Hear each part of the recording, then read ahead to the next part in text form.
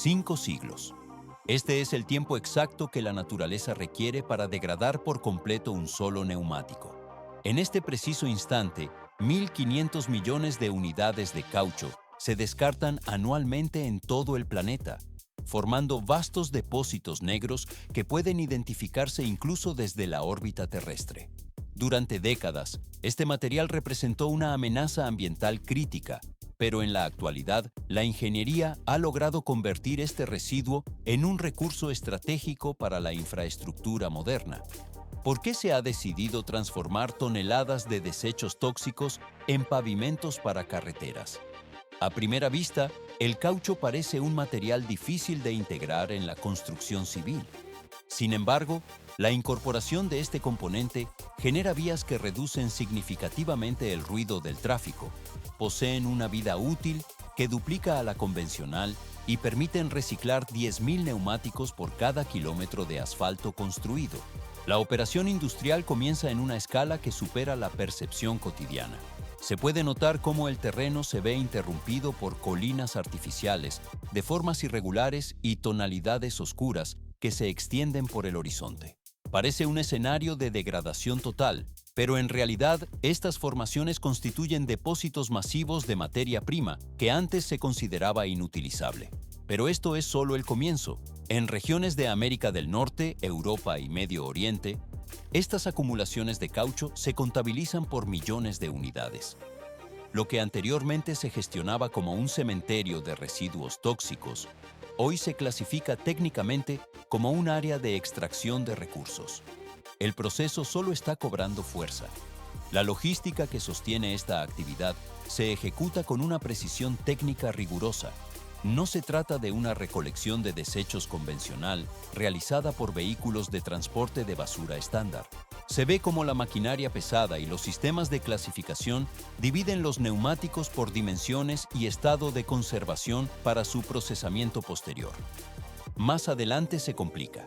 Grandes manipuladores hidráulicos elevan las piezas de caucho con movimientos constantes y rítmicos.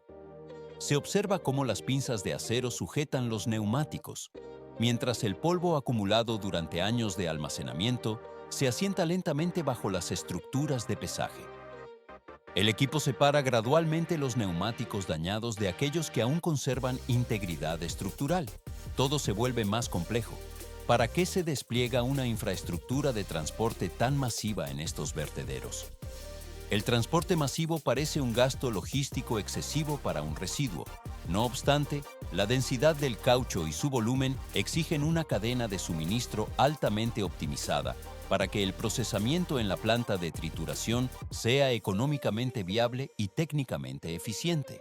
Transición al siguiente nivel. Unidades de carga con capacidad para transportar decenas de toneladas se desplazan de manera incesante entre las montañas de caucho y los centros de trituración.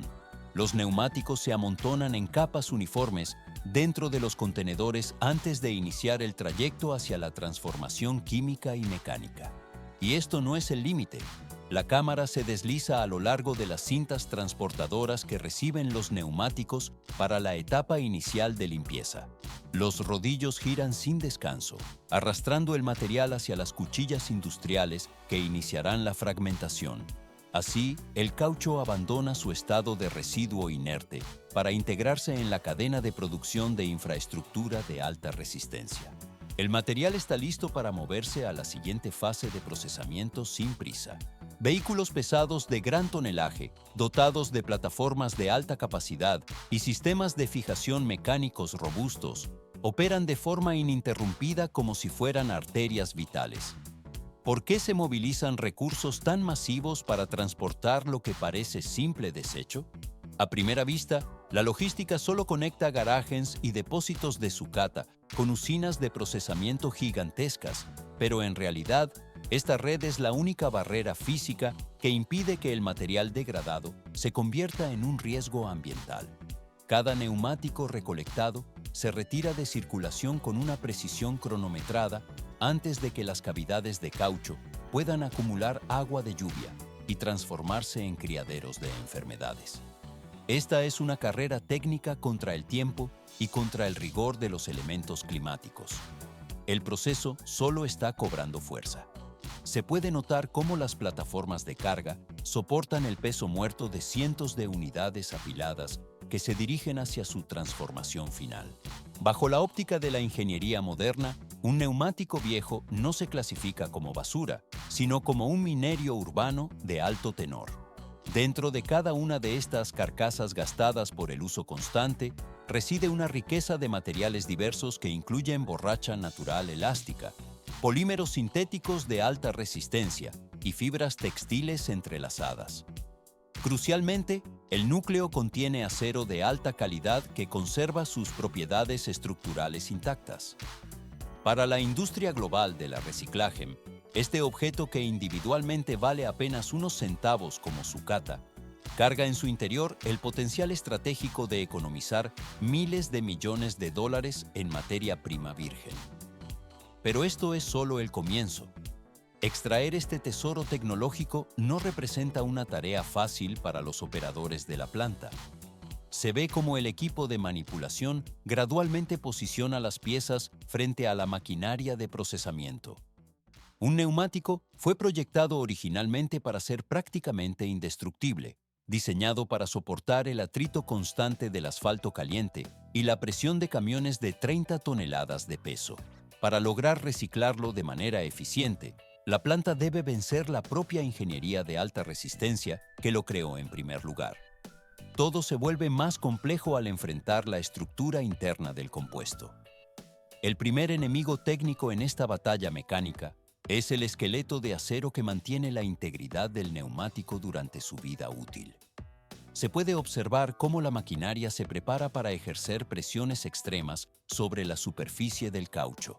La cámara se desliza a lo largo de las potentes prensas hidráulicas que inician la deformación del material. Así se llega a la etapa más brutal y fascinante de todo el proyecto de recuperación. El material se encamina hacia la fase de desmantelamiento estructural, donde la fuerza bruta se combina con la precisión técnica. El proceso cierra esta fase de recolección y diagnóstico, abriendo el camino a la fragmentación mecánica pesada. El flujo de suministro se marcha más allá por la cadena de producción industrial. 2.500 kilogramos de presión es lo que soporta un neumático antes de ceder su estructura interna. ¿Por qué es necesario aplicar una fuerza tan extrema para desmantelar una pieza de caucho? A primera vista, un neumático parece una estructura de goma uniforme, pero en realidad oculta en su interior anillos de acero trenzado de alta resistencia denominados talones, los cuales garantizan que la pieza permanezca anclada a la llanta incluso cuando un vehículo toma una curva pronunciada a 120 km por hora. Pero esto es solo el comienzo. El acero interno se comporta como un agente destructivo dentro de una línea de reciclaje automatizada. Si un neumático completo ingresa en una trituradora convencional, estos filamentos metálicos tienen la capacidad de fragmentar cuchillas cuyo valor alcanza los miles de dólares, bloqueando los ejes motores y deteniendo la producción total de la planta. Se puede notar cómo el equipo se prepara para una intervención de fuerza bruta ejecutada con precisión mecánica. El proceso solo está cobrando fuerza. Un gancho hidráulico, impulsado por pistones con capacidad para elevar el peso de varios automóviles, penetra lateralmente en la goma. ¿Por qué la máquina realiza este movimiento tan específico de tracción? La perforación es solo el preámbulo de la extracción. Al aplicar la presión, la estructura se tensa hasta que el gancho arranca el anillo de acero desde lo profundo del caucho, venciendo la resistencia del polímero. Se ve como el neumático se deforma y se retorce bajo la potencia de la máquina extractora de talón, perdiendo su rigidez estructural en pocos segundos. De cada unidad de camión se logran recuperar aproximadamente 2 kilogramos de acero al carbono de alta pureza. Este metal no se desecha, sino que se organiza en bloques compactos de alta densidad. Más adelante se complica.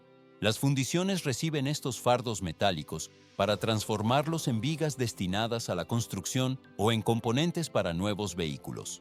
Mientras tanto, la carcasa de caucho, ahora sin su núcleo metálico, se desliza por la cinta transportadora hacia la siguiente fase. El equipo separa gradualmente la materia prima que ha perdido su forma original, pero que ahora posee un nuevo propósito industrial. Todo se vuelve más complejo. La goma desosada requiere una purificación absoluta antes de encontrarse con las cuchillas de corte. Se puede notar cómo el neumático avanza a través de túneles de lavado especializados, donde se aplican jatos de agua a una presión extremadamente elevada. Este procedimiento elimina capas acumuladas de lodo, aceites químicos y fragmentos de piedra incrustados durante años de uso en carretera. La limpieza es el paso previo indispensable para que las aspas de trituración conviertan la goma en polvo fino sin sufrir daños por contaminación externa. El material abandona esta zona, pasando a una fase tranquila de procesamiento posterior. 15 centímetros de longitud es la medida máxima permitida para cualquier impureza antes de que el proceso de trituración comience formalmente. ¿Por qué es tan crítico inspeccionar cada centímetro de la superficie del neumático? A primera vista, la goma parece un material flexible y fácil de procesar, pero en realidad, una sola piedra atrapada en las estrías de la banda de rodaje podría actuar como un proyectil metálico al entrar en contacto con las cuchillas, provocando averías costosas en el mecanismo. Una vez que la goma está completamente limpia y preparada, el equipo la introduce gradualmente en la cámara de trituración primaria. Se puede notar cómo el ambiente se satura con un sonido denso, similar al de una tormenta industrial controlada. Eixos macizos, equipados con cuchillas fabricadas en una aleación de acero endurecido, ejecutan un movimiento de rotación constante. Pero esto es solo el comienzo.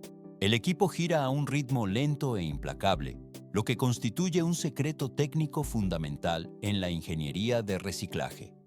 Si la velocidad de rotación de las aspas fuera excesiva, el rozamiento físico generaría una energía térmica tan elevada que la goma comenzaría a fundirse de inmediato. Esto transformaría el interior de la máquina en una masa viscosa y adherente que detendría toda la producción. Al operar con una velocidad reducida y un torque devastador, las cuchillas logran masticar la estructura del neumático con eficiencia. Se ve cómo los neumáticos se fraccionan en pedazos irregulares que poseen, aproximadamente, el tamaño de una mano cerrada. El proceso solo está cobrando fuerza. Estas piezas de tamaño medio caen por gravedad hacia los trituradores secundarios, donde la acción mecánica se vuelve mucho más precisa y refinada. El objetivo técnico en esta fase consiste en reducir cada fragmento hasta convertirlo en migajas minúsculas de composición uniforme. Durante esta desintegración, cualquier resto de alambre de acero que haya resistido la etapa de trituración primaria es finalmente liberado de su matriz elástica. Todo se vuelve más complejo. Sobre las cintas transportadoras, se puede notar la presencia de separadores magnéticos de dimensiones industriales que operan de forma incesante. Estos potentes imanes atraen y extraen cada filamento metálico fuera del flujo de material, permitiendo que solo la goma limpia continúe su camino por la línea. El equipo separa gradualmente los componentes hasta que el material orgánico queda aislado de cualquier contaminante ferroso. Esta secuencia de refinamiento da como resultado el denominado crumb rubber. Se trata de gránulos de caucho que han alcanzado la granulometría exacta requerida por los estándares de calidad. A partir de aquí, el material abandona esta fase del proceso, pasando a una etapa tranquila donde su nueva forma permitirá aplicaciones industriales diversas. 2 milímetros. Esa es la dimensión exacta que alcanzan las partículas tras el proceso de trituración. Se puede notar cómo el neumático de dimensiones gigantescas ha desaparecido por completo, transformándose en una arena negra, sintética y de absoluta uniformidad. En lugar de caucho sólido, ahora existen toneladas de un polvo fino que ha sido peneirado y clasificado con un rigor técnico extremo. Pero esto es solo el comienzo. Para la compleja química del asfalto, esta borracha se considera todavía un material en estado crudo que requiere una preparación específica para enfrentar el fuego. ¿por qué es necesario someter a estos granos a un tratamiento térmico adicional si ya tienen el tamaño adecuado? A primera vista, la borracha triturada parece lista para su uso inmediato, pero en realidad, a nivel microscópico, cada partícula se encuentra cubierta por una capa de humedad y polvo fino residual. Si este material húmedo se introdujera directamente en un tanque de betún hirviendo, el agua se transformaría de forma instantánea en vapor, generando burbujas internas que debilitarían la estructura de la carretera y provocarían grietas en pocos meses. La infraestructura fallaría inevitablemente antes de ser inaugurada debido a este error de procedimiento. Los gránulos viajan ahora hacia el interior de un secador rotativo de dimensiones colosales para evitar cualquier riesgo de fallo estructural. Se ve cómo este cilindro de acero gira de forma constante y rítmica, manteniendo una inclinación leve que permite el flujo ininterrumpido del material hacia su salida. El equipo utiliza aire caliente generado por quemadores industriales alimentados con gas natural, los cuales inundan el tambor y elevan la temperatura interna a un rango estricto de entre 93 y 127 grados Celsius. El proceso solo está cobrando fuerza en este entorno de calor intenso, pero estrictamente monitorizado. Sensores infravermelhos supervisan cada centímetro del tambor en tiempo real, ajustando la intensidad de las llamas de manera automática para mantener el equilibrio térmico. Existe un riesgo técnico crítico en esta fase, ya que si el calor supera los límites establecidos, la borracha se quema y pierde su elasticidad fundamental, mientras que si la temperatura es demasiado baja, la humedad permanece adherida a los granos. A medida que la borracha tomba en el interior del cilindro, el agua se evapora totalmente y la superficie de cada grano se vuelve químicamente activa. Todo se vuelve más complejo al preparar el material para que funcione como una esponja seca capaz de absorber el asfalto líquido en la fase posterior. La cámara se desliza a lo largo de la salida del tambor, donde el polvo se asienta mínimamente mientras el material alcanza su estado óptimo de preparación. Se puede notar cómo el equipo expulsa los gránulos con una textura renovada, habiendo eliminado cualquier rastro de contaminación hídrica que pudiera comprometer la mezcla asfáltica. Esta activación superficial asegura que la unión entre el polímero y el betún sea perfecta a nivel molecular. Cuando la borracha abandona finalmente el secador rotativo, se encuentra caliente, seca y en un estado de alta receptividad para integrarse con el betún fundido. El flujo caliente se marcha más allá por la cadena de producción hacia su transformación definitiva. 160 a 190 grados Celsius es el rango térmico preciso en el que se mantienen los tanques gigantescos de betume.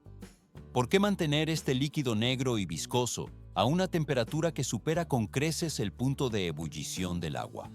A simple vista, el betume parece un componente inerte, pero a estos niveles de calor, similares a los de una freidora industrial, adquiere la fluidez necesaria para la reacción.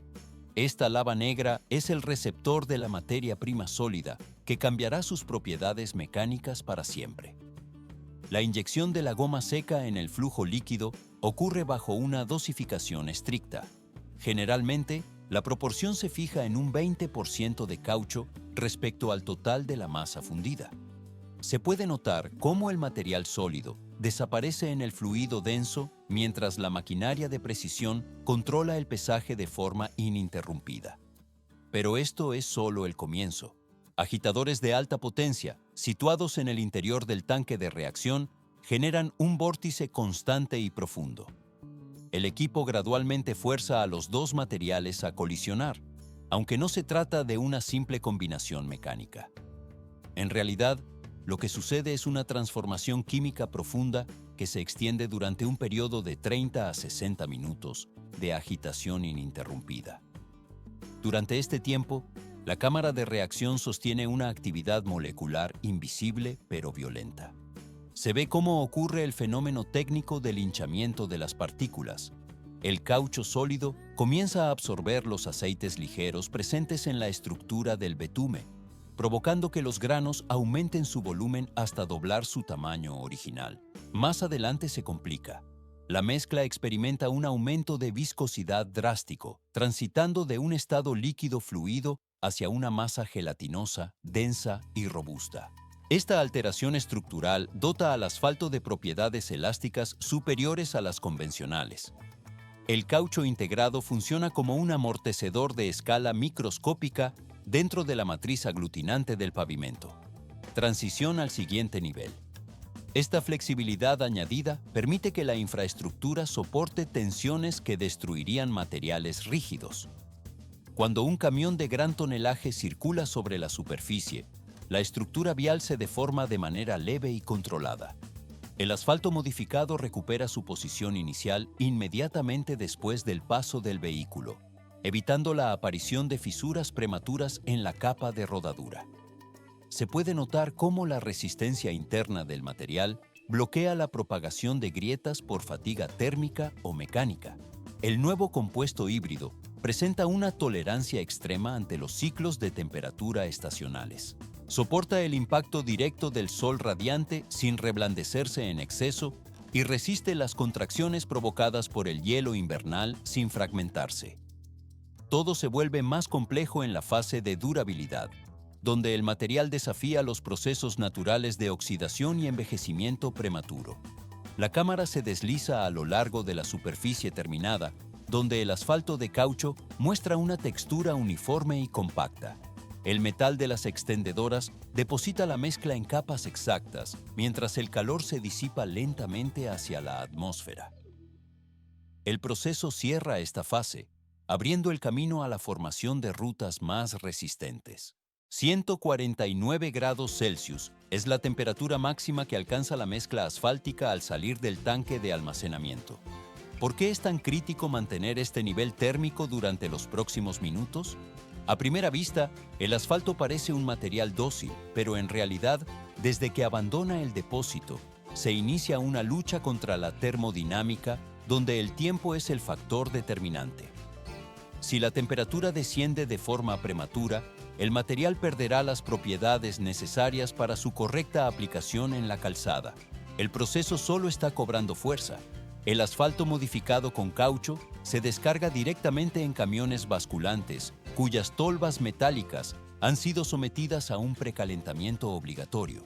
Se puede notar cómo el calor emana de las superficies de acero antes de recibir la carga. Esta medida técnica evita que la mezcla se adhiera a las paredes del vehículo como si fuera pegamento, lo que destruiría la carga completa y detendría la logística de la obra.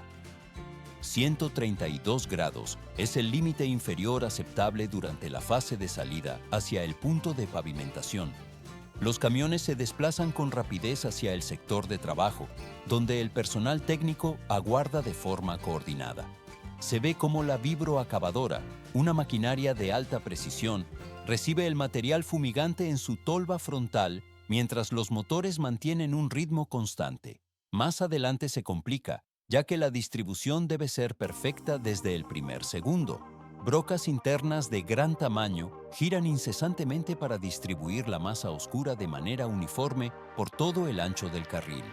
El equipo ajusta la placa trasera para nivelar el asfalto con una precisión milimétrica, asegurando una superficie lisa.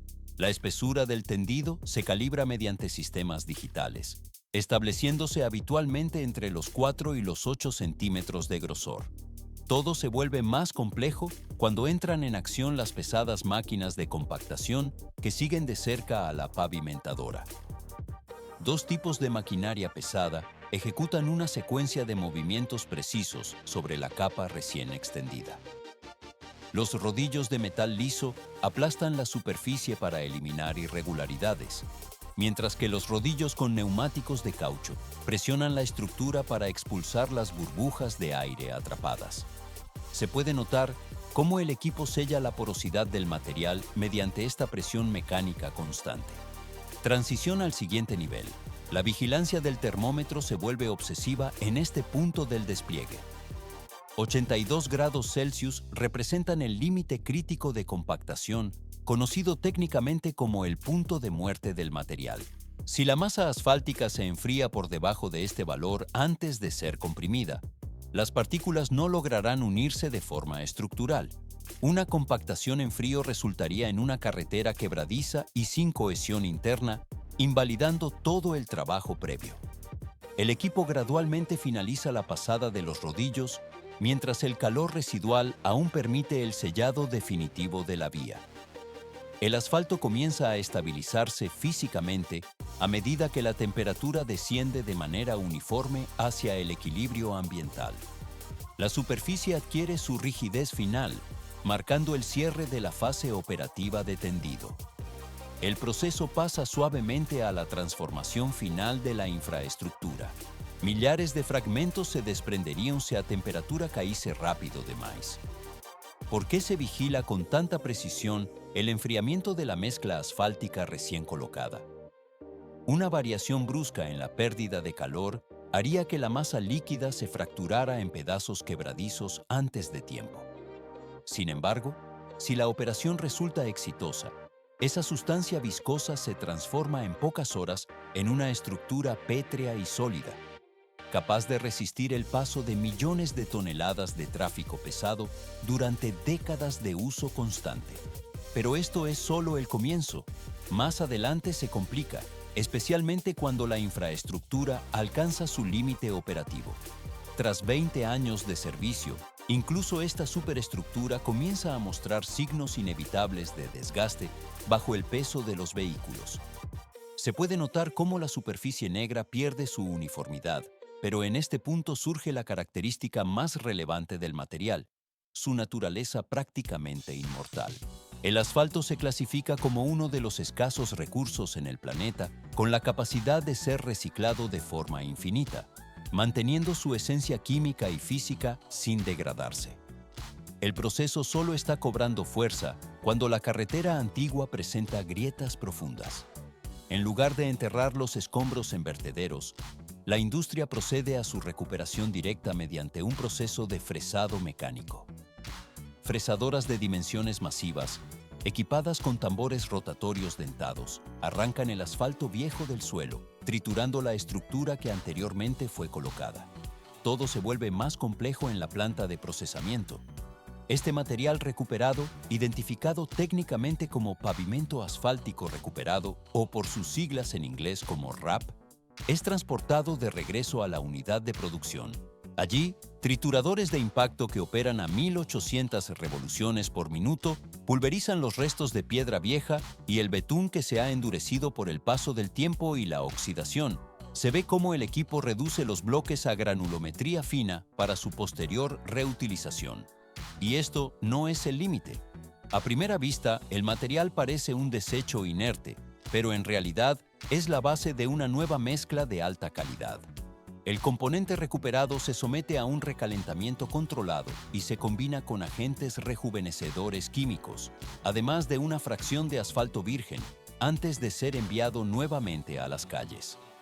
La goma proveniente de aquellos neumáticos triturados incorporados inicialmente permanece en la mezcla, circulando dentro de la infraestructura y cumpliendo ciclo tras ciclo de vida útil. Transición al siguiente nivel. La ingeniería transforma un problema ambiental en una solución estructural permanente. Se establece así un circuito cerrado, donde el desmantelamiento de una vía antigua constituye literalmente la base material para la construcción de la siguiente. Lo que inicialmente se presentaba como una acumulación masiva de neumáticos viejos, capaces de contaminar el entorno durante 4 milenios, ha sido reconfigurado mediante procesos técnicos avanzados. 10.000 neumáticos por cada kilómetro de vía se encuentran integrados bajo la superficie negra y silenciosa que soporta el tránsito diario. Se puede notar que el material ha dejado de ser un residuo para convertirse en el componente mecánico que sostiene la red de transporte global. La ingeniería ha permitido que el caucho y el betún adquieran un propósito funcional dentro de la cadena económica. El material alcanza la preparación para la forma y el ciclo productivo se completa de manera eficiente. 6 decibeles es la reducción exacta de ruido que logran estas carreteras avanzadas, las cuales además resisten el agrietamiento y filtran contaminantes del entorno. ¿Por qué se considera que esta tecnología marca un antes y un después en la infraestructura urbana? A primera vista, el asfalto parece un material estático y simple.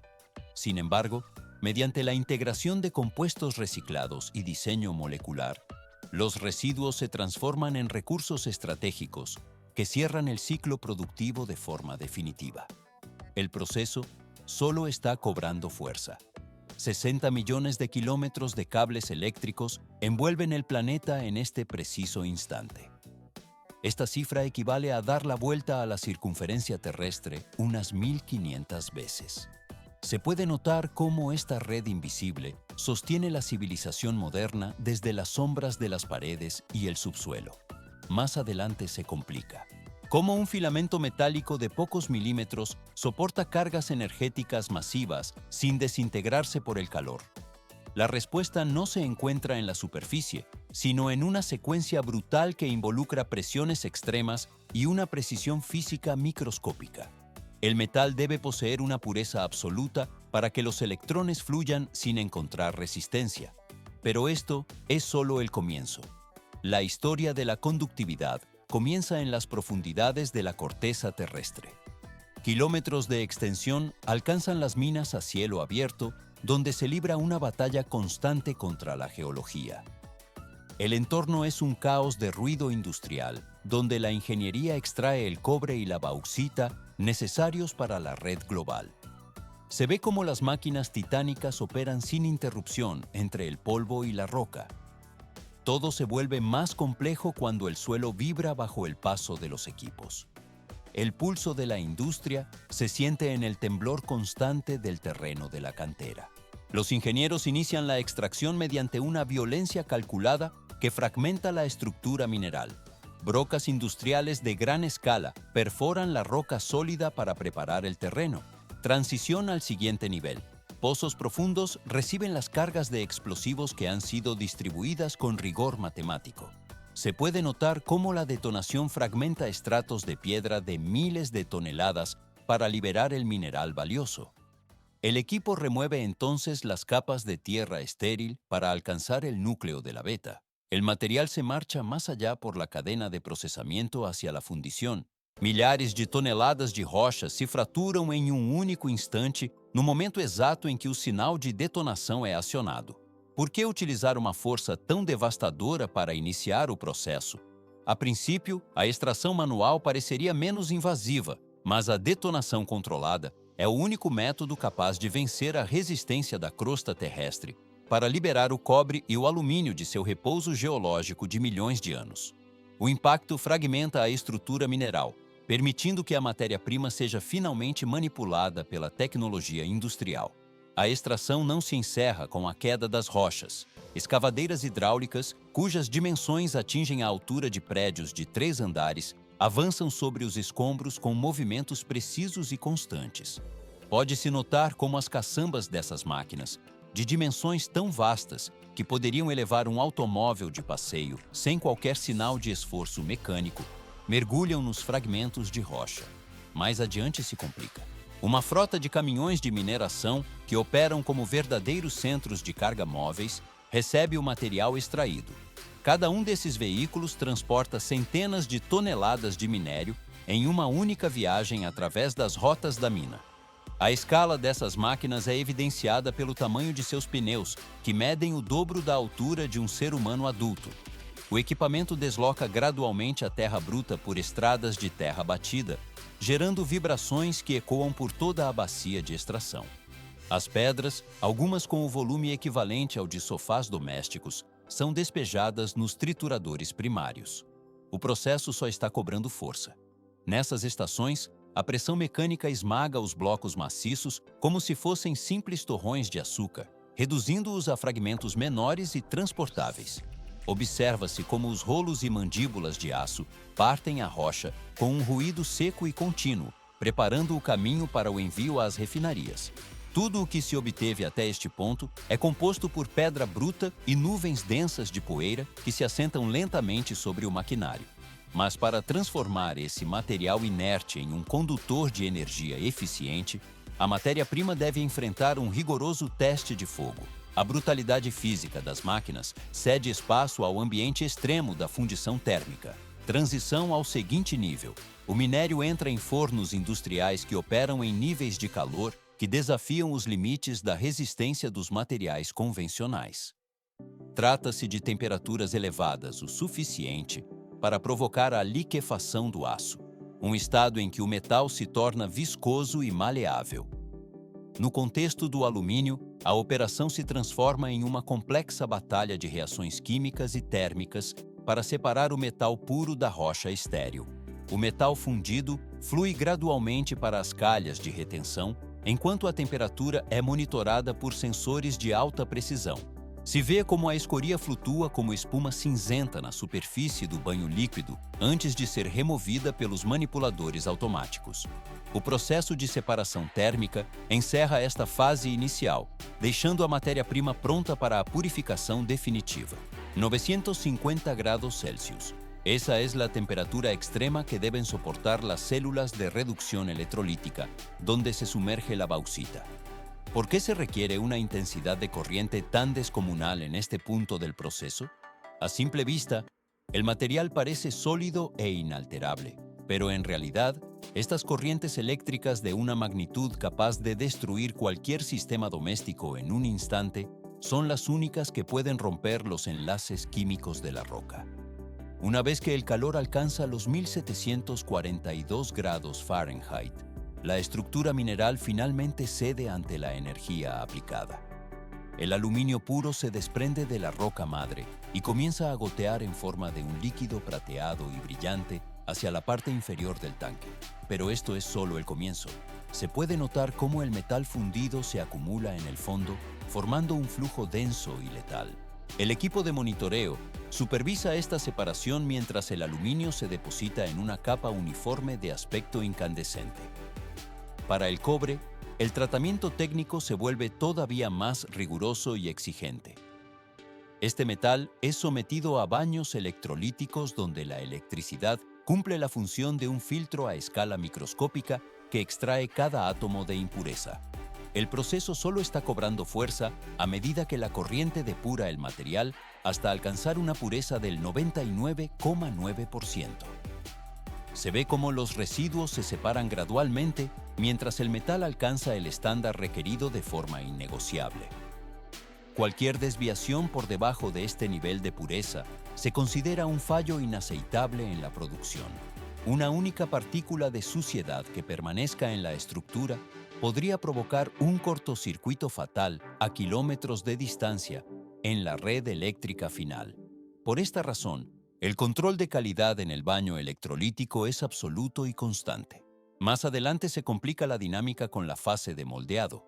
El metal líquido, en un estado de pureza total y con un brillo incandescente, se vierte en moldes de acero de alta resistencia. Sin embargo, el enfriamiento no puede ocurrir de manera natural o descontrolada bajo ninguna circunstancia. Sistemas de enfriamiento forzado entran en operación para rociar agua a presión contra las paredes del molde de acero. Se puede notar cómo el vapor se eleva mientras la casca externa del metal se endurece de forma instantánea bajo el choque térmico.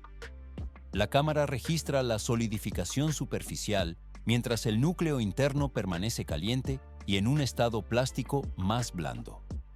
Todo se vuelve más complejo cuando la estructura interna debe mantener cierta maleabilidad antes de terminar de fraguar.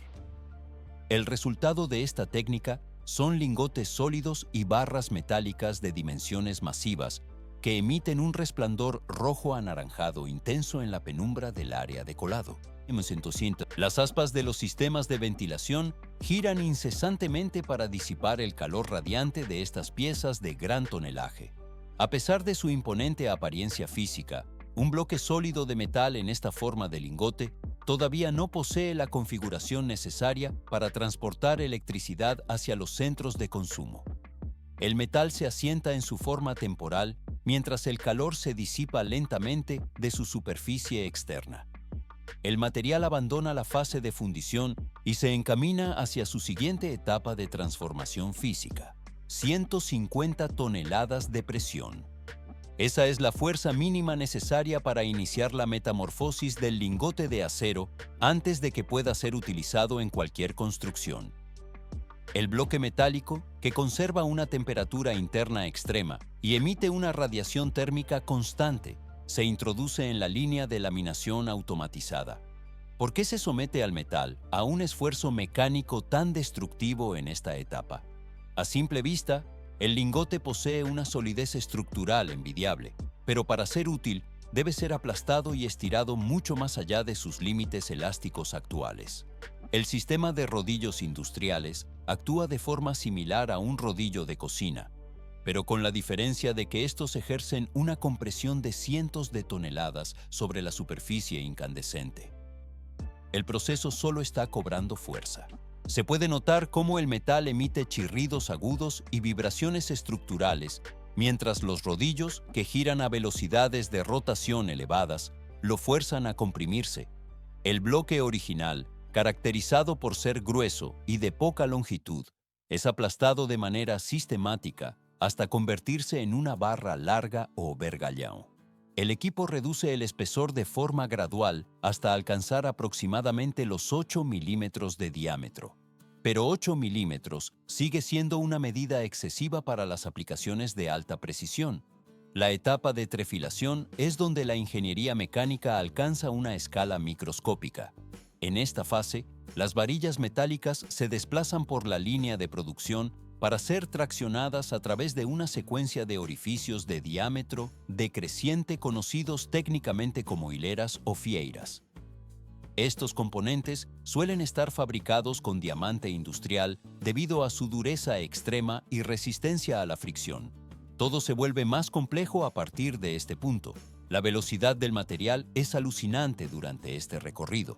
El metal se desplaza por la línea de trefilado a una velocidad de decenas de kilómetros por hora sin interrupciones. Bajo esta tensión mecánica, la varilla se ve obligada a ganar longitud mientras reduce su sección transversal hasta volverse perfectamente circular. A primera vista, la trefilación parece una simple reducción de tamaño, pero en realidad es un proceso de violencia física estrictamente controlada.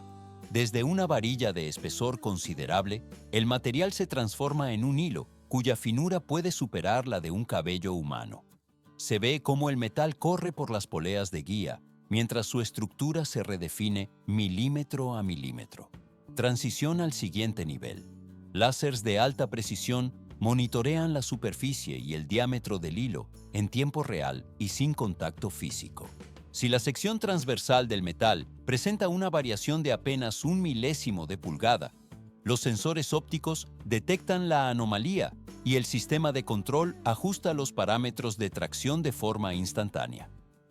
El resultado de esta vigilancia constante es un hilo con una superficie brillante y un acabado tan liso como un espejo. Más adelante se complica debido a un fenómeno físico invisible para el ojo humano.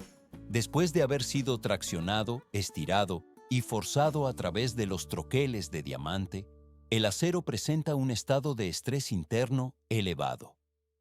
La estructura granular y molecular en el interior del metal se encuentra ahora en un estado de rigidez extrema. Esta tensión residual acumulada durante la deformación mecánica altera las propiedades mecánicas finales del producto. El material abandona la zona de trefilado, pasando a una fase tranquila. 600 graus Fahrenheit. Essa é a temperatura precisa que o metal atinge dentro das câmaras de recozimento para evitar que se parta como vidro. Sem esse tratamento térmico, a rigidez do material impediria qualquer aplicação prática na engenharia moderna.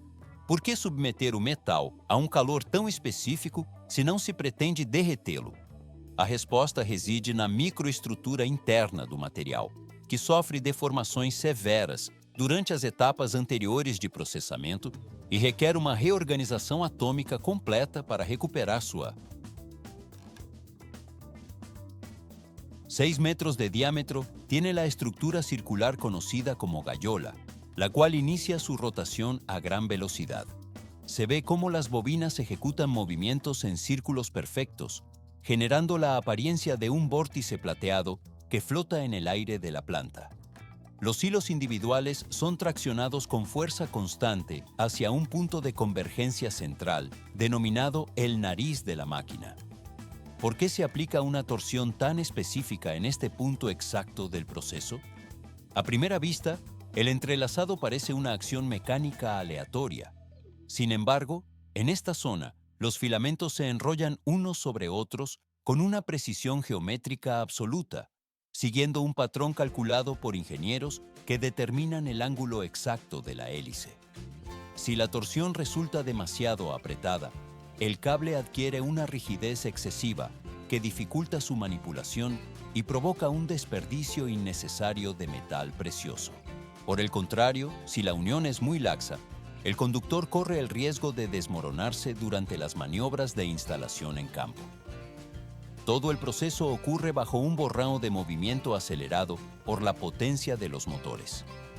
El sonido en el área de trabajo se transforma en un zumbido constante y rítmico que satura el ambiente industrial, pero esto es solo el comienzo.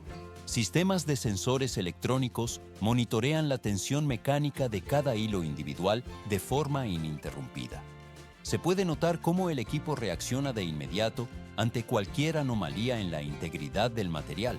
Si un solo filamento, con un grosor incluso menor al de un cabello humano, llega a partirse en mitad de este furacán técnico, la maquinaria se detiene de forma instantánea mediante frenos automáticos. La perfección absoluta se establece como la única opción aceptable para garantizar la seguridad del producto final. Más adelante se complica. La estructura que emerge por el extremo opuesto ya no consiste en un conjunto de hilos sueltos y desordenados. Se ha transformado en un conductor unificado, cuya arquitectura le permite ser tan flexible como una cuerda de fibra, pero al mismo tiempo tan resistente como una barra de acero sólida. Esta pieza técnica posee ahora la capacidad de transportar la corriente eléctrica necesaria para alimentar infraestructuras completas. A primera vista, el elemento parece terminado, pero en realidad, en este estadio del proceso, el conductor representa un peligro crítico. Si un operario estableciera contacto físico con el metal mientras circula energía por su interior, las consecuencias serían fatales. El núcleo de cobre o aluminio requiere la adición de una armadura técnica que garantice el aislamiento eléctrico y la protección mecánica. En este punto, la metalurgia cede su lugar principal a los procesos de la química industrial aplicada.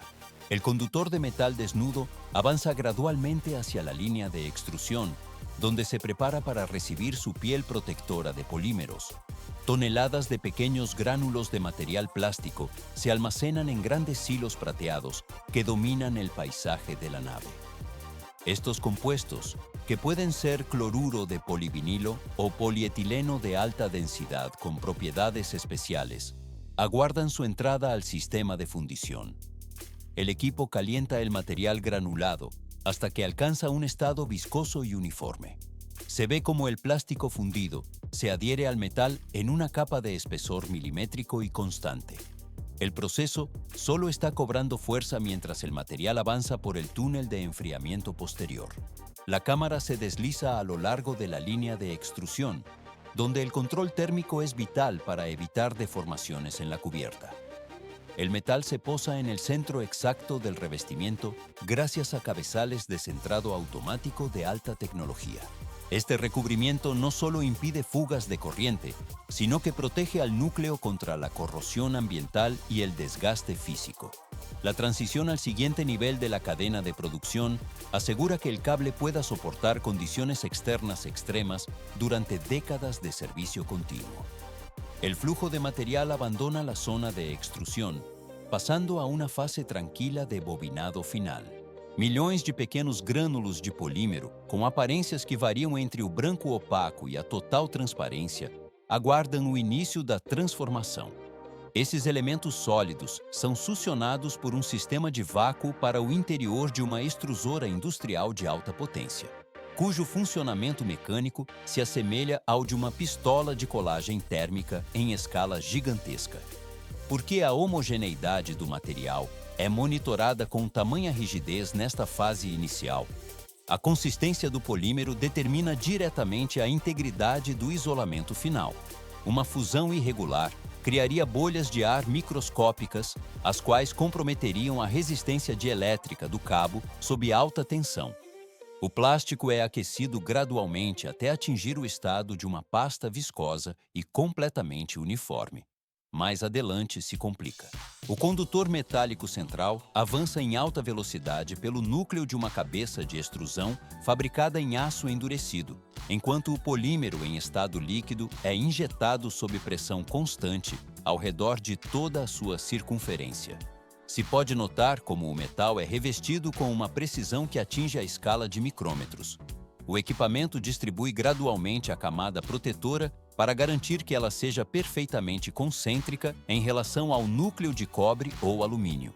A camada de isolante deve manter a mesma espessura em todos os pontos cardeais da seção transversal. Se o revestimento for mais delgado em um dos lados, a eletricidade encontra um ponto de menor resistência e pode escapar, resultando em arcos elétricos, incêndios ou falhas catastróficas no sistema. Mas isto é apenas o começo. Imediatamente após o plástico em alta temperatura envolver o metal, o cabo em movimento mergulha em uma longa piscina de resfriamento preenchida com água fria circulante. O choque térmico ocorre de forma instantânea para estabilizar a geometria do isolante. Se vê como o vapor se dissipa enquanto a superfície externa do polímero se solidifica sob a ação da água. O processo apenas está cobrando força, garantindo que a estrutura molecular se fixe antes que qualquer deformação por gravidade possa ocorrer durante o transporte pelas polias. A temperatura desce uniformemente ao longo do trajeto submerso. O material abandona o tanque de resfriamento, passando a uma fase tranquila de inspeção dimensional automatizada. Segundos después del enfriamiento, el plástico se endurece de forma instantánea, bloqueando su configuración geométrica de manera permanente. ¿Por qué se aplican múltiples recubrimientos en los conductores de mayor escala? A primera vista, una sola barrera parecería cumplir con el aislamiento básico necesario para la conducción, pero para los cables de gran calibre que se instalan bajo el suelo de las metrópolis, una única capa resulta insuficiente ante las agresiones externas, por lo que reciben blindajes adicionales diseñados para resistir el contacto con aceites industriales, agentes químicos corrosivos e incluso las perforaciones causadas por mordeduras de roedores. El proceso solo está cobrando fuerza. En el caso de los cables destinados al entorno submarino, se instalan armaduras metálicas de acero que permiten al núcleo soportar la presión hidrostática del lecho oceánico. Se puede notar cómo el equipo añade estas cubiertas gruesas y resistentes, otorgando al producto una apariencia de invulnerabilidad técnica. Sin embargo, tal robustez es puesta a prueba de manera sistemática.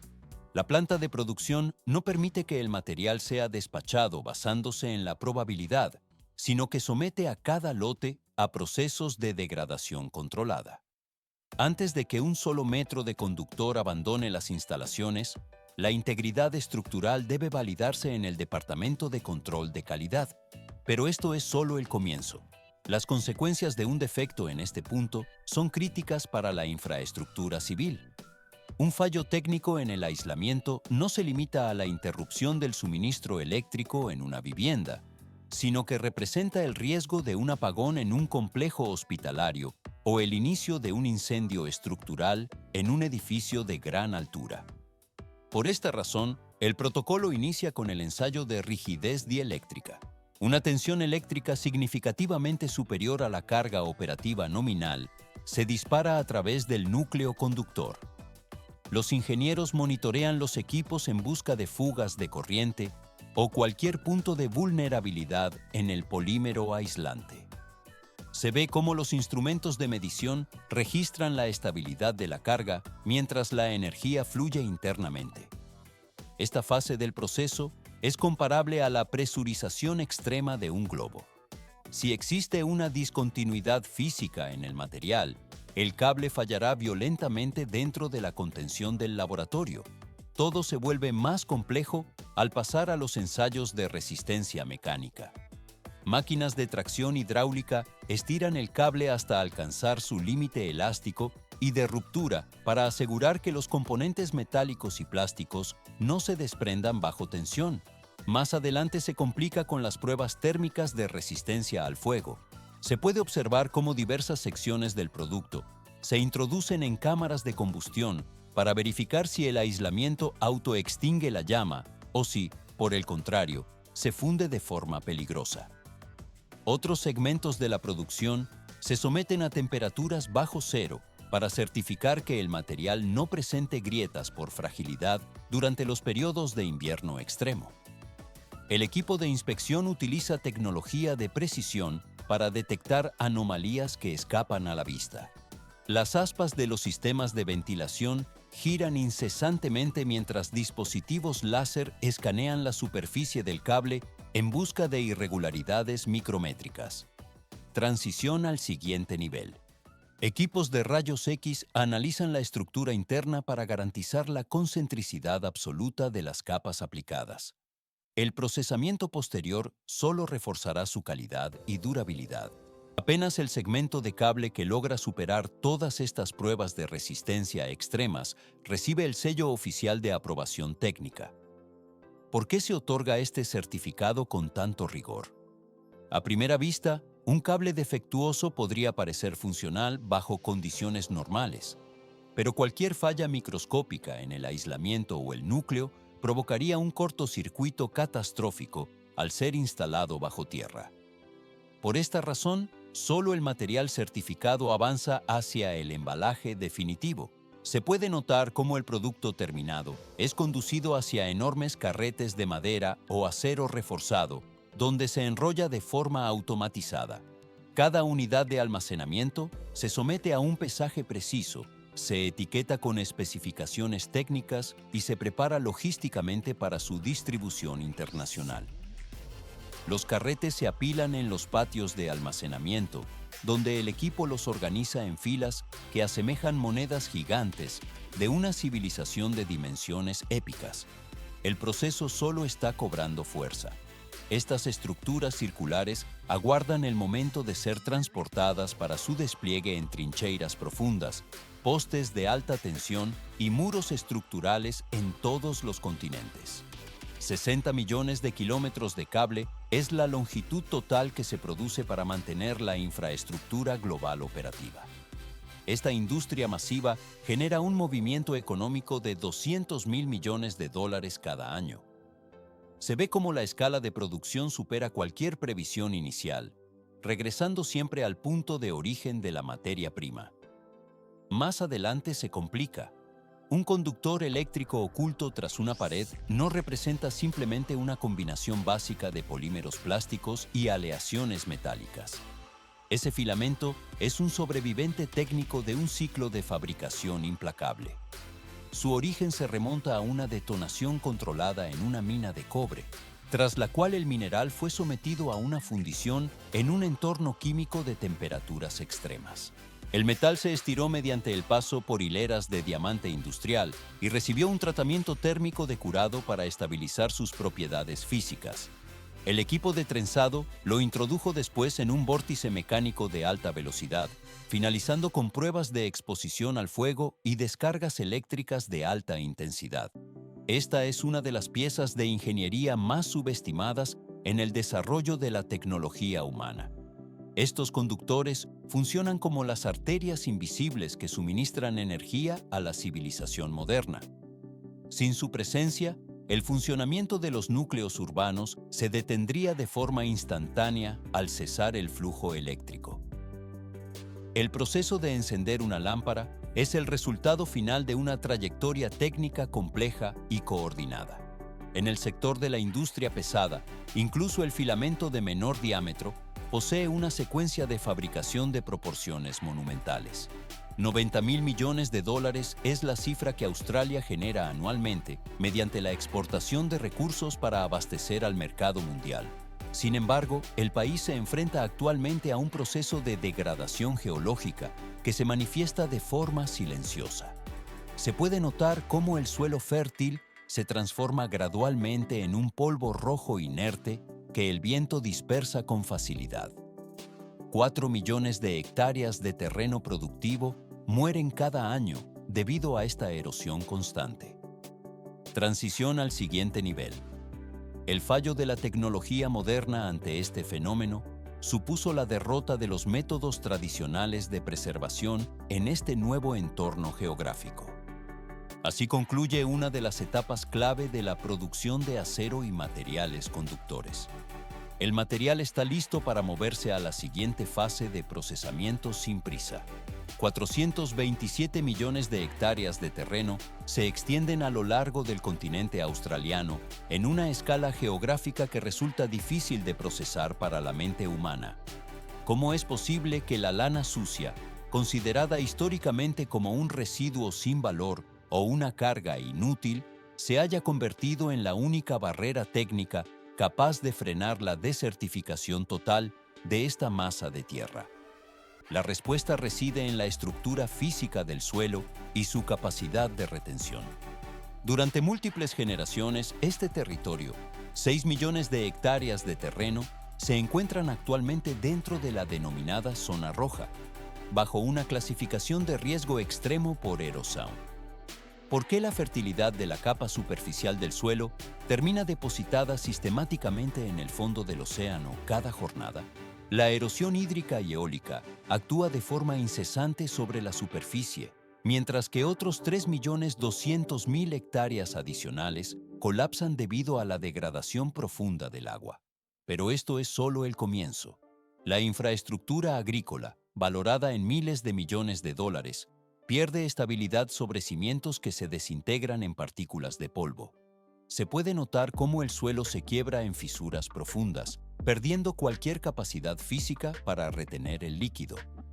Esta situación genera un impacto directo en la estructura social de Queensland, donde familias que han gestionado las mismas extensiones de tierra durante múltiples generaciones se ven obligadas a desalojar sus hogares. El proceso solo está cobrando fuerza. A primera vista, la recuperación de estos suelos parece una tarea puramente técnica de ingeniería ambiental, pero en realidad, la magnitud de la hemorragia de nutrientes requería un factor externo imprevisto para detenerse. El terreno seco no logra sostener la vegetación y la humedad desaparece de los estratos superiores.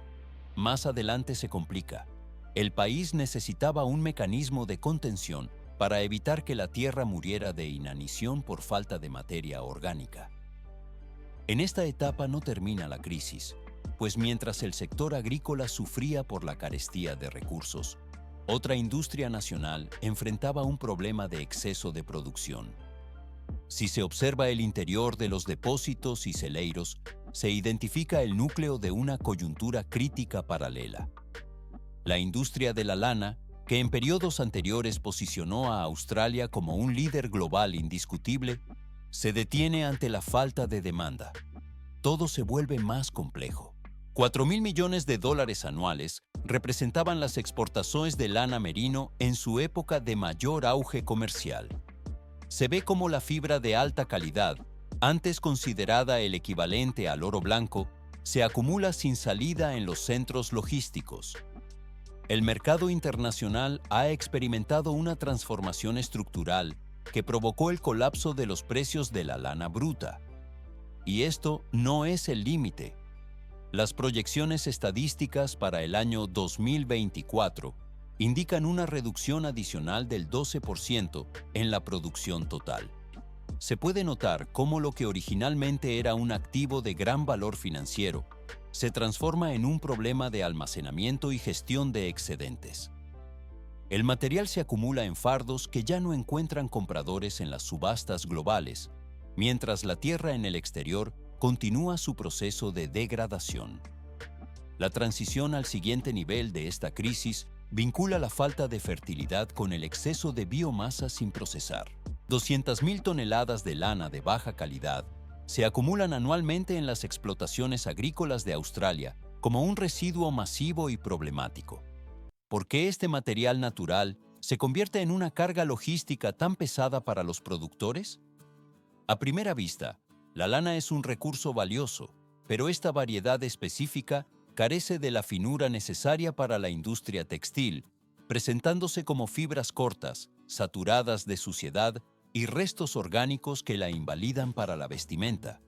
Los agricultores enfrentan costos insoportables para gestionar lo que técnicamente se clasifica como basura industrial. El proceso solo está cobrando fuerza. La eliminación mediante la quema no es una opción sencilla debido a las propiedades físicas de la fibra, y el soterramiento está restringido por normativas ambientales y de espacio.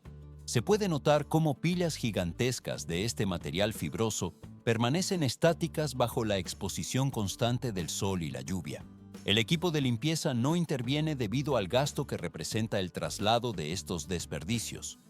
En esta etapa no termina el problema, ya que la estructura molecular de la lana es extremadamente resistente ante los agentes biológicos externos. 3 a 5 años es el tiempo que este material tarda en descomponerse de manera natural si se abandona a la intemperie. La cámara se desliza a lo largo de estas montañas de proteínas complexas que, a pesar de su potencial químico, se descomponen lentamente desprendiendo olores intensos y ocupando hectáreas de terreno útil. Pero esto es solo el comienzo. Parece simple considerar la lana como un residuo orgánico inofensivo, pero en realidad su gestión se transforma en un ciclo de pérdidas financieras constantes. Mientras estas elevaciones de fibra se pudren, el suelo situado a pocos metros de distancia sufre una carencia crítica de estructura física y nutrientes esenciales. Se ve cómo el material se apelmaza por el peso y la humedad, convirtiéndose en un fardo que consume tanto capital como tierra fértil. Todo se vuelve más complejo cuando se analiza la paradoja de tener fertilizante potencial almacenado como basura tóxica. La degradación lenta impide que el nitrógeno y las proteínas regresen al ciclo biológico con la velocidad que la agricultura requiere. El proceso de acumulación continúa de forma incesante, dejando el material a la espera de una transformación mecánica o química que detenga el desperdicio. El material permanece en las granjas, integrándose de forma forzosa en el paisaje industrial, mientras la cadena productiva busca una salida técnica. El flujo de residuos se detiene momentáneamente en estas llanuras de almacenamiento. Milímetros de distancia separan la visión macroscópica de la estructura microscópica de una única fibra. ¿Por qué el cambio de paradigma en la agricultura no ocurrió mediante el uso de maquinaria pesada? A primera vista, la solución parecía depender de grandes motores, pero en realidad la transformación se originó en la quietud de un laboratorio silencioso. Los científicos iniciaron el análisis de la lana residual tratándola no como un simple desecho textil, sino como un material biológico complejo con propiedades únicas. Lo que los investigadores hallaron bajo la lente del microscopio fue una obra de ingeniería natural de una precisión absoluta. Se puede notar cómo cada hilo de lana está recubierto por escamas de queratina, las cuales se encuentran sobrepuestas unas sobre otras de manera idéntica a las tejas en un tejado. Pero esto es solo el comienzo. A diferencia de una cubierta cerámica que repele el líquido, estas escamas operan como compuertas inteligentes con una capacidad de reacción biológica. Las escamas permiten que la fibra absorba humedad en cantidades masivas. La lana posee la capacidad técnica de retener entre 1,5 a 2 veces su propio peso en agua sin desintegrarse. El equipo registra gradualmente cómo la fibra no solo almacena el fluido, sino que realiza una acción física adicional. Ella aumenta de volumen. Más adelante se complica, pues esta dilatación física fue la revelación clave para los expertos en suelos. Cuando la fibra de lana se hincha al absorber el agua, cambia físicamente de forma y dimensiones. En el entorno del suelo, este movimiento mecánico genera algo vital para la supervivencia de los cultivos: espacio. Se crean bolsones de aire microscópicos que antes no existían. La tierra compactada y sofocada de Australia necesitaba desesperadamente un mecanismo para respirar de forma natural. Y esto no es el límite. La lana ofreció una metodología para bombear oxígeno hacia el subsuelo sin la intervención de arados mecánicos pesados. Estas máquinas suelen destruir la delicada estructura interna de la tierra al intentar airearla por la fuerza. Se ve cómo la fibra actúa de forma autónoma bajo la superficie, expandiéndose y contrayéndose según la humedad disponible. Todo se vuelve más complejo al observar los resultados en el campo. Los ensayos iniciales realizados en la región de Nueva Gales del Sur arrojaron resultados que los científicos calificaron como chocantes. Los investigadores procedieron a esparcir una capa fina de esta lana considerada inútil sobre extensiones de suelo degradado y estéril. El proceso solo está cobrando fuerza mientras los sensores instalados en el terreno comienzan a registrar datos técnicos. La evaporación se reduce drásticamente mientras los dispositivos de medición captan cifras que en un principio parecieron imposibles para la ciencia agrícola tradicional. 35%. Esa es la cifra exacta en la que se redujo la evaporación del agua tras la aplicación de la cobertura orgánica. ¿Por qué el líquido vital no se perdió en la atmósfera abrasadora? A primera vista, el sol debería haber secado el terreno de inmediato, pero en realidad, la humedad quedó atrapada en las capas profundas del suelo, protegida mecánicamente por la estructura de las fibras de lana. El agua permaneció resguardada en lugar de vaporizarse, creando un microclima de estabilidad hídrica bajo la superficie. Este proceso biológico generó un cambio radical en la salud de la tierra.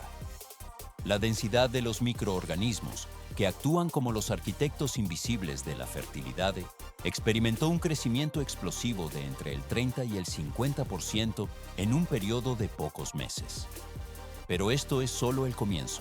Se puede notar cómo la lana no se limitó a la retención de líquido, sino que comenzó a alimentar activamente a todo un ecosistema subterráneo mediante su descomposición controlada. En los campos de ensayo ubicados en Queensland, las tierras que antes presentaban una dureza similar al hormigón rojo empezaron a suavizarse de forma perceptible. El equipo registra cómo la textura se vuelve friable y la coloración del sustrato se transforma hacia tonos más oscuros y fértiles. La vida regresó al entorno de manera medible.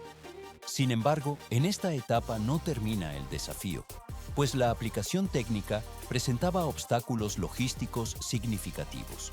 ¿Por qué no es viable simplemente arrojar la lana bruta sobre la superficie de un campo de cultivo? A simple vista, el material debería funcionar igual en cualquier estado, pero sin un procesamiento previo, las fibras se enredan entre sí, son desplazadas por las ráfagas de viento y obstruyen los mecanismos de la maquinaria agrícola pesada, impidiendo una distribución uniforme. Todo se vuelve más complejo cuando se busca la escalabilidad de la solución a nivel industrial. La naturaleza necesitaba ser procesada mediante sistemas de ingeniería de precisión para que el desperdicio se convirtiera en un recurso agrícola. El equipo industrial inicia la transformación recolectando grandes volúmenes de lana sucia y enmarañada para lanzarla al interior de trituradores de alta potencia. Se ve cómo láminas de acero de alta resistencia desgarran las fibras con movimientos mecánicos constantes, reduciendo montañas de residuos textiles a un polvo grueso de granulometría controlada.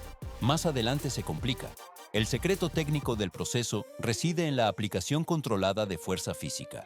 Este material triturado se introduce en conductos donde es forzado a través de matrices de acero endurecido, operando bajo una inmensa presión y un calor generado por la fricción mecánica. La cámara se desliza a lo largo de las prensas, donde la estructura de la fibra se comprime de forma irreversible. El equipo separa gradualmente el aire del material hasta obtener una densidad específica. Transición al siguiente nivel. El producto que emerge de las boquillas de extrusión ya no posee la apariencia de un tejido suave, sino que se ha convertido en un pellet sólido. Estos gránulos son estructuras duras, densas y completamente secas, diseñadas para resistir el transporte y la aplicación mecánica en el campo. El nacimiento del pellet marca el fin de la fase de preparación de la materia prima. El material abandona la línea de producción pasando a una fase tranquila.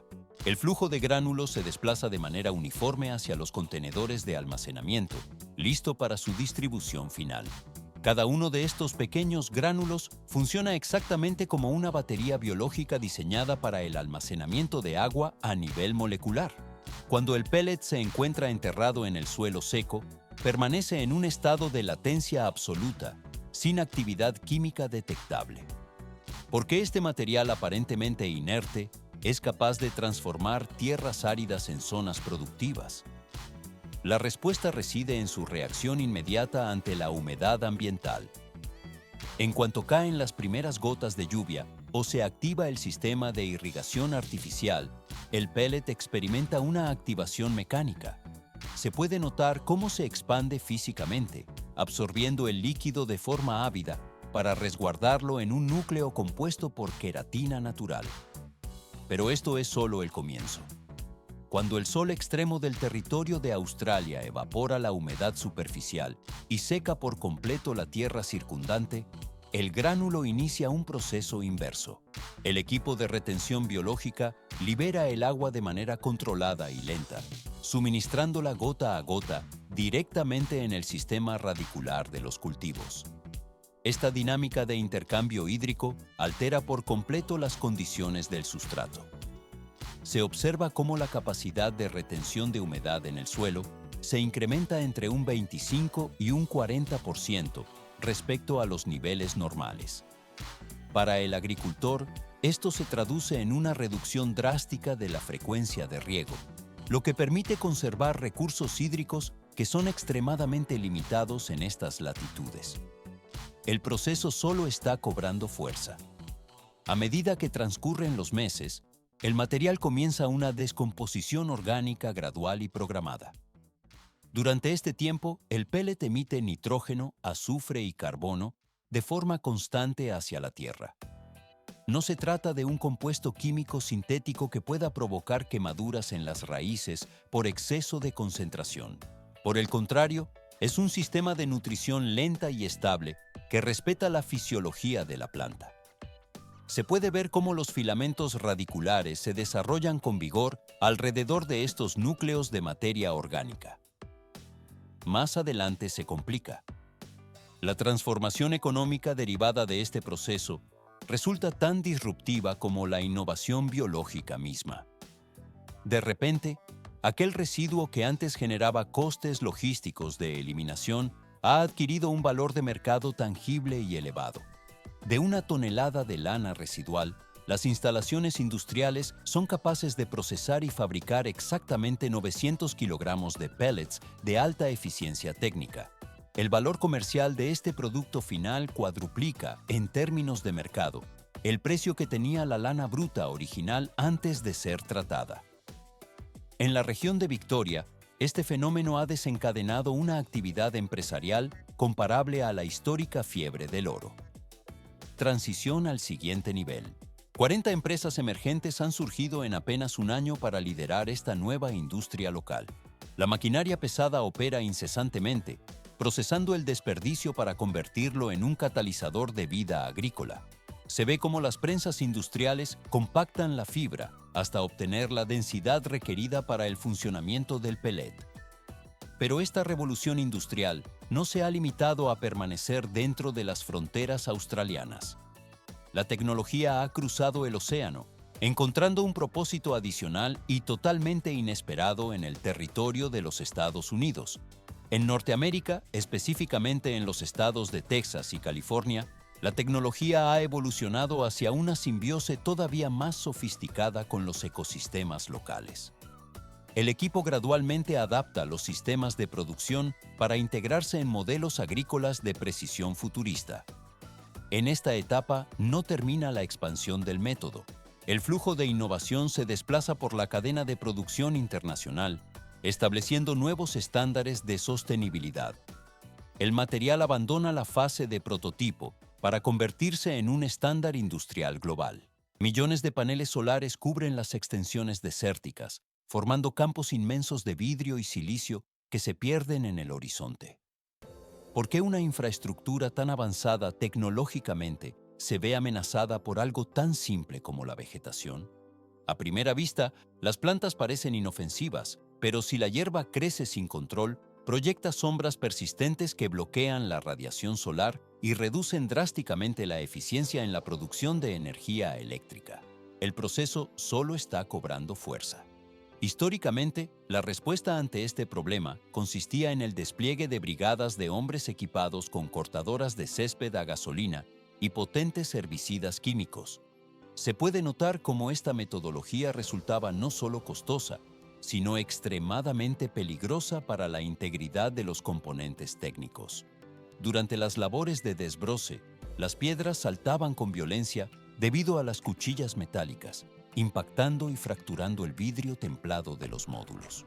Además, las 50% se reduce la exposición directa, pero este fenómeno físico genera un beneficio oculto mediante la proyección de sombra constante sobre el terreno. Los paneles solares funcionan como escudos térmicos que protegen a las ovejas del sol abrasador, extendiendo esta misma protección hacia la capa superficial del suelo. ¿Por qué la vegetación prospera de manera tan drástica bajo estas estructuras industriales? A primera vista, la falta de luz directa debería impedir el crecimiento, pero en realidad, la hierba protegida de la evaporación inmediata del agua crece entre 2 y 3 veces más rápido que en campo abierto. Las ovejas consumen esta hierba disponible, la procesan y la transforman en estiércol orgánico, fertilizando el sustrato y manteniendo el ciclo biológico en pleno funcionamiento. Se puede notar cómo el suelo situado bajo los paneles, en lugar de degradarse hasta convertirse en un terreno baldío estéril, recupera gradualmente su biodiversidad interna. Pero esto es solo el comienzo. El equipo de gestión ha detectado que la recuperación de microorganismos fortalece la estructura de la tierra frente a la erosión. Surgió una nueva profesión especializada, equipos de pastoreo profesional que operan en entornos tecnológicos. Estos especialistas utilizan software avanzado para mapear con precisión el movimiento de los rebaños a través de las hectáreas de la central. El proceso solo está cobrando fuerza. Los datos permiten garantizar que cada metro cuadrado del terreno sea cortado por las ovejas exactamente en la altura técnica adecuada, optimizando el mantenimiento de la planta. Se ve cómo los animales se desplazan de forma organizada, siguiendo las rutas trazadas digitalmente por los pastores. Esta es la fusión definitiva entre la alta tecnología de generación energética y las prácticas de agricultura ancestral. La historia de la lana representa una lección de humildad técnica para la ingeniería moderna contemporánea. Los ingenieros buscaban soluciones complejas y artificiales para intentar salvar el suelo de la desertificación. Más adelante se complica la narrativa técnica. La respuesta física y química para la retención de humedad estaba a punto de perderse, pudriéndose en los patios traseros de las granjas. Desde el continente australiano, que se encuentra al borde de la exhaustión por las sequías, hasta los campos solares de alta tecnología ubicados en Texas, un material anteriormente considerado lixo se ha transformado en el guardián de la biosfera. Todo se vuelve más complejo cuando se analiza el impacto a gran escala. Hoy en día, estos pellets de lana procesada y estos rebaños gestionados no se limitan a producir fibra textil o carne para el mercado.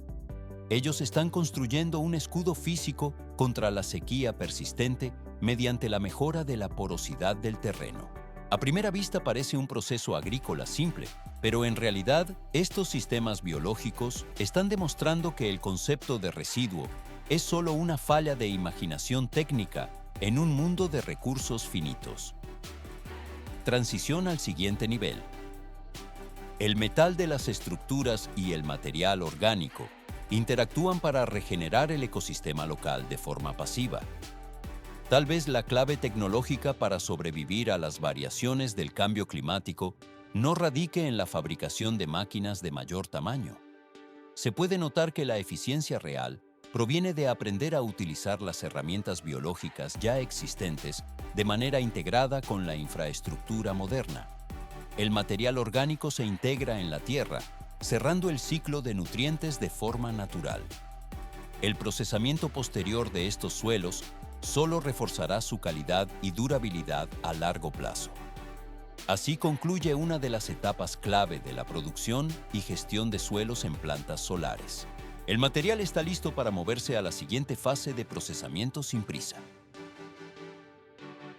El vellón que protege a la oveja del frío extremo se convierte ahora en la armadura que resguarda a nuestro planeta del calor.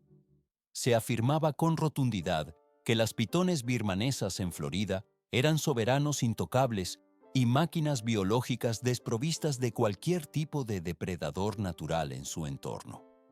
¿Por qué se consideraba a estos reptiles como fuerzas imparables en el ecosistema? La creencia general dictaba que ni las trampas diseñadas por humanos ni la propia naturaleza local poseían la capacidad para detener a estos especímenes de 5 metros de longitud. Pero esto es solo el comienzo. Aquella mañana, en los pantanos profundos donde el agua se estanca entre la vegetación, el equipo de investigación localizó el cuerpo de Loki. Se trataba de un macho alfa de 45 libras de peso que fue hallado brutalmente destrozado en el suelo húmedo. Se puede notar cómo el cadáver yacía sin cabeza y se encontraba completamente cubierto por una capa de agujas de pino. El proceso de inspección solo estaba cobrando fuerza mientras los expertos analizaban los restos del animal. A primera vista, la escena parecía inexplicable, pero en realidad revelaba una fuerza física superior operando en las sombras del pantano. ¿Quién poseía la potencia mecánica necesaria para desmantelar un depredador de semejante calibre y resistencia? La respuesta hallada no constituye simplemente la resolución de un misterio aislado, sino que representa la señal definitiva de que la naturaleza ha iniciado una confrontación directa y total. Más adelante, se complica la situación al analizar los orígenes de esta invasión. Para comprender con exactitud cómo se alcanzó este nivel de conflicto en el campo de batalla ecológico, es necesario retroceder en el tiempo y analizar la ingeniería detrás del desastre. Florida se transformó de manera sistemática década tras década en la capital mundial del comercio de animales exóticos. Se ve cómo las redes de transporte y las tiendas especializadas introdujeron miles de especies en el territorio. En esta etapa no termina la historia de la expansión. Sin embargo, el verdadero punto de inflexión fue un fenómeno de fuerza bruta industrial y meteorológica: el huracán Andrew en el año 1992. Esta tormenta de categoría 5 no se limitó a destruir infraestructuras residenciales. El equipo de observación registró cómo el viento actuó como un martelo gigante contra las instalaciones de reproducción de reptiles a lo largo de la costa. Transición al siguiente nivel del desastre ambiental. Dicho impacto estructural provocó una falla de contención catastrófica en las granjas de cría. Se puede observar cómo cientos de crías de pitón fueron liberadas de forma simultánea directamente hacia el vasto sistema hidráulico de los Everglades. La corriente de agua y la inundación facilitaron su dispersión inmediata por miles de hectáreas de humedales. Todo se vuelve más complejo al evaluar las poblaciones actuales derivadas de aquel evento. Hoy en día, las estimaciones técnicas sugieren que la población establecida en el ecosistema se encuentra en un rango de entre 100.000 y 300.000 serpientes. El equipo registra gradualmente cómo estos animales se han adaptado a la humedad y a las variaciones térmicas de la región. Las aspas de los helicópteros de vigilancia giran incesantemente sobre las zonas de difícil acceso donde estos reptiles se ocultan. El material recolectado permite entender la magnitud de la ocupación biológica actual. El polvo de la destrucción dejada por el huracán se asentó lentamente hace décadas, pero las consecuencias biológicas continúan expandiéndose por el terreno. Los sistemas de monitoreo registran el movimiento de estos depredadores a través de los canales de agua estancada. La investigación sobre la resistencia de estas especies invasoras se mueve ahora hacia la siguiente fase de procesamiento de datos. Este flujo de información biológica se marcha más allá por la cadena de análisis para determinar el futuro de los Everglades.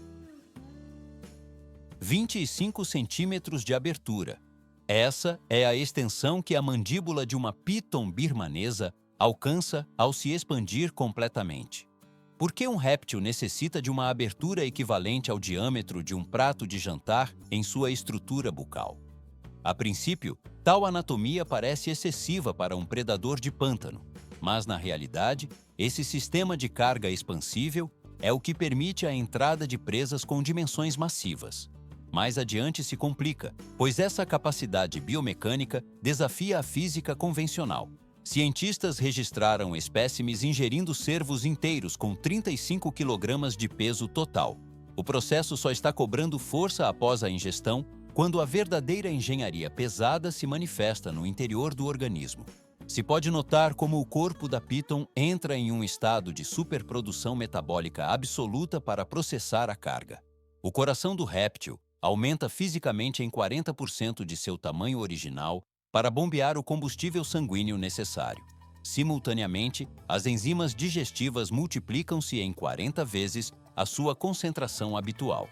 O animal opera como uma unidade de processamento térmico, que dissolve tecidos moles e estruturas ósseas em um curto período. Mas isto é apenas o começo da análise técnica. A eficiência desse mecanismo voraz gera um impacto no ecossistema comparável a uma planta industrial, que consome todos os recursos periféricos de forma ininterrupta. Estudos técnicos detalham que, nas zonas de domínio dessas serpentes, a população de guaxinins sofreu uma redução de 90%. Tudo se vence mais complexo quando os dados revelam que 99% dos gambás foram eliminados da área geográfica. O sistema de filtragem de água natural da região entrou em colapso sob a pressão mecânica e biológica destes invasores. Transição ao seguinte nível. A estabilidade ambiental parecia perdida diante da eficiência predatória, até que uma falha no sistema operacional desses répteis foi identificada. O caso específico de Locke alterou a trajetória das observações. O material coletado sobre esse indivíduo demonstrou que a biologia, por mais otimizada que seja, possui limites estruturais. O processamento de dados sobre o comportamento desses predadores forneceu novas variáveis para o controle da espécie. Assim, a fase de análise da dominância absoluta termina, abrindo caminho para uma nova compreensão da crise ambiental. 15 kilogramos es el peso máximo que suele alcanzar un lince, un felino de apariencia modesta, en comparación con los depredadores alfa del ecosistema. ¿Cómo es posible que un animal de tales dimensiones logre neutralizar a un reptil que duplica su masa corporal y fuerza bruta? La respuesta comenzó a gestarse con la desaparición de un espécimen macho de pitón, un individuo sano y pesado que 700.000 kilos de presión por centímetro cuadrado no son suficientes cuando el ecosistema local comienza a responder a la invasión. ¿Por qué las pitones birmanas han empezado a perder su invulnerabilidad en los humedales? A primera vista, estas serpientes no tenían rivales naturales, pero el equilibrio se está restableciendo mediante la fuerza bruta de los depredadores nativos. Los antiguos señores de los pantanos, los alligatores americanos, han comenzado a interceptar a estos invasores utilizando una armadura biológica perfeccionada durante 7 millones de años de evolución.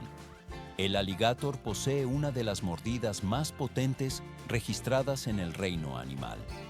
Se ve cómo el reptil cierra sus mandíbulas sobre el cuerpo de la pitón y activa instantáneamente el giro de la muerte.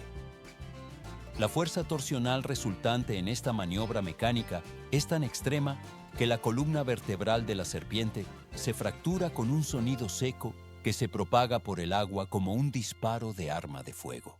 Pero esto es solo el comienzo. 14 de cada 100 pitones monitoreadas mediante dispositivos de seguimiento terminan sus días dentro del estómago blindado de estos grandes reptiles. El proceso solo está cobrando fuerza en una dinámica de suma cero, donde el tamaño físico determina el vencedor. Si la pitón supera las dimensiones críticas, el alligator puede perecer por obstrucción, pero en caso contrario, el invasor se convierte en combustible biológico para el depredador local. Se puede notar cómo la superficie del agua se agita violentamente durante estas colisiones de titanes que duran apenas unos segundos. Todo se vuelve más complejo cuando se analiza el entorno tridimensional del pantano. Más de 220 newtons de presión es la fuerza que las garras de una gran lechuza pueden aplicar sobre su presa. El espacio aéreo de los Everglades se ha transformado en una zona de exclusión permanente para las pitones en sus etapas juveniles. Aves de rapina y grandes corujas actúan como prensas hidráulicas biológicas, descendiendo desde las alturas con una velocidad terminal precisa. Se ve cómo las garras perforan los órganos vitales de las serpientes jóvenes de forma instantánea, anulando cualquier capacidad de respuesta del sistema nervioso. El equipo de monitoreo ha registrado cómo estas aves ejecutan ataques quirúrgicos que terminan con la vida del invasor antes de que éste pueda siquiera iniciar un movimiento defensivo. Más adelante se complica la supervivencia para las crías, que logran eludir los ataques aéreos. Parece simple que una serpiente se oculte en la vegetación densa, pero en realidad los sensores biológicos de los depredadores nativos están detectando cada movimiento. Las garras se hunden en el tejido muscular con un crujido sordo, asegurando que la pitón no pueda deslizarse hacia el agua para escapar. La cámara se desliza a lo largo del dosel arbóreo, donde estos encuentros mecánicos ocurren con una frecuencia cada vez mayor. Transición al siguiente nivel de la cadena trófica. La presión mecánica ejercida por las aves de presa garantiza que la población de invasores no crezca sin restricciones desde el aire. El metal de las garras biológicas de estas aves no se oxida, manteniendo su filo para atravesar las escamas de las serpientes más jóvenes. El material orgánico es procesado rápidamente por el ecosistema, cerrando un ciclo de defensa natural que parecía perdido. Desde aquí, la transformación de la cadena alimentaria se mueve hacia una fase de estabilización donde el invasor ya no es el único verdugo.